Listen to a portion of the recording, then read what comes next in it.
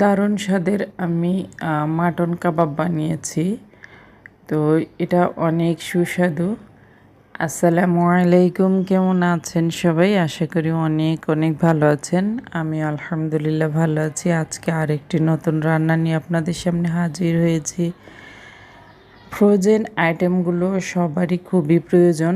এখনকার সময়ে ফ্রোজেনটা সবাই আহ, রাখছে, মানে কেউ নিজেরা তৈরি করে, আবার কেউ কেউ বাইরে থেকে নিয়ে রাখে। এটা এখন অনেক মেয়েরা ব্যবসা করছে এই ফ্রোজেন আইটেম নিয়ে।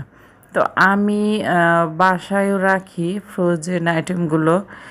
আহ, আমার খুবই দরকার হয়। আমি যেহেতু ছোটোখাটো কয়েক রকমের বিজনেস করি, সেজন্য আমার সময়ের একটা ব্যাপার আছে। সময়ের জন্য আমি ফ্রোজেন করা থাকলে আমি খুব সহজে কাজটা সমাধান করতে পারি।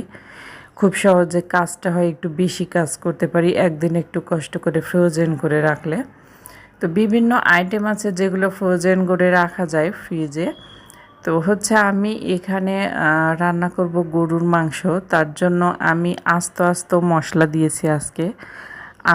আস্ত মশলা দিয়ে রান্না করলেও কিন্তু এর স্বাদের হেরফের হবে না, দেখতেও খারাপ লাগবে না। আসলে রান্না প্রতিটা মেয়ে মানুষের একটা আর্ট।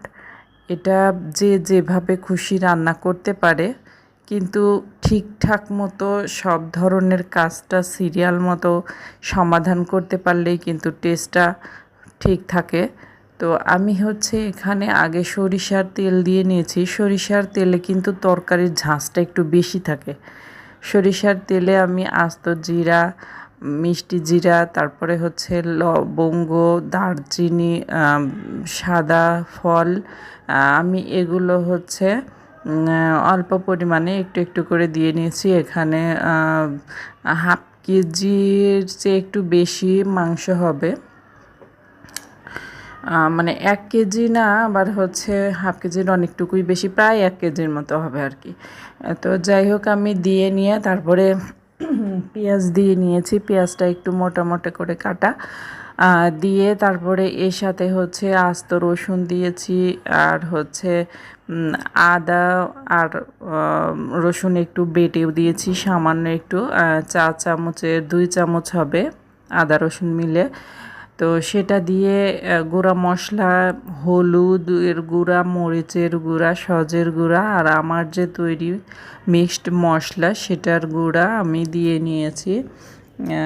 এখানে হচ্ছে 1 চামচ করে দিয়েছি, 4 চামচের 1 চামচ করে দিয়েছি। আর মরিচের গুঁড়াটা ঠিক যার যেমন ঝাল তেমন করেই দিতে হয়।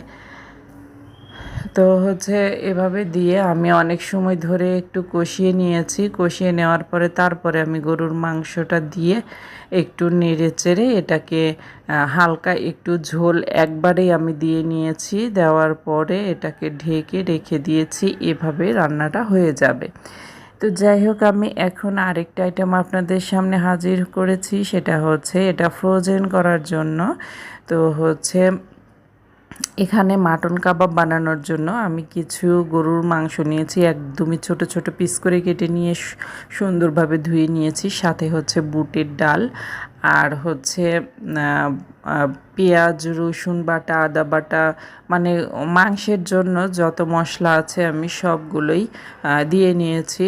1 চামচ করে দিয়ে নিয়েছি 4 চামচের মশলা গুঁড়া ইউজ করেছি এখানে। তো হচ্ছে এটাকে ভালোভাবে কষিয়ে নিয়ে মাংসের যে একটা আলাদা পানি বের হয়, তো সেটা শুকিয়ে নিয়ে তারপরে এখানে আমি বেশ খানিকটা ঝোল, একটু অতিরিক্ত পানি দিয়ে এটাকে সিদ্ধতে বসিয়ে দিয়েছিলাম। তো দেওয়ার পরে অনেক সময় লেগেছে, প্রায় 1 ঘন্টার মতো সময় আমি ব্যয় করেছি এখানে। তো হচ্ছে দিয়ে রেখে এটাকে একদম নরম করে নিয়েছিলাম। তারপরে এটাকে আমি পাটায় পিষে নিয়েছি। এটা কোনো ব্লেন্ডার হলে আরও ভালো হয়, তো আমি পাটাতে পিষে নিয়েছি। নেওয়ার পরে এখানে পেঁয়াজ কুচি দিয়েছি, কাঁচামরিচ কুচি, তারপরে হচ্ছে লবণ টবণগুলো আগে যেহেতু আমি দিয়ে নিয়েছি সেজন্য এখানে আর দিলাম না, আমার সেটাই হয়ে গেছে। তো সাথে হচ্ছে 2টো ডিম দিয়ে দিয়েছি। আগে একটা ডিম দিয়েছি, পরে আরেকটা ডিম দিয়েছি। সাথে কিন্তু কর্নফ্লাওয়ার দিয়েছি, আর সামান্য পরিমাণ হচ্ছে টেবিল চামচের 2 চামচ আটা দিয়ে নিয়েছি। তো দেওয়ার পরে এটাকে ভালো মতো একটু মেখে নিয়েছি, নেওয়ার পরে তারপরে এটাকে আমি শেপ দিচ্ছি। এটা যে যেরকম খুশি সেরকম শেপ দিতে পারে। খাবার জিনিস যতটা সুন্দর করা যায় ততটাই খেতে লোভনীয় হয়।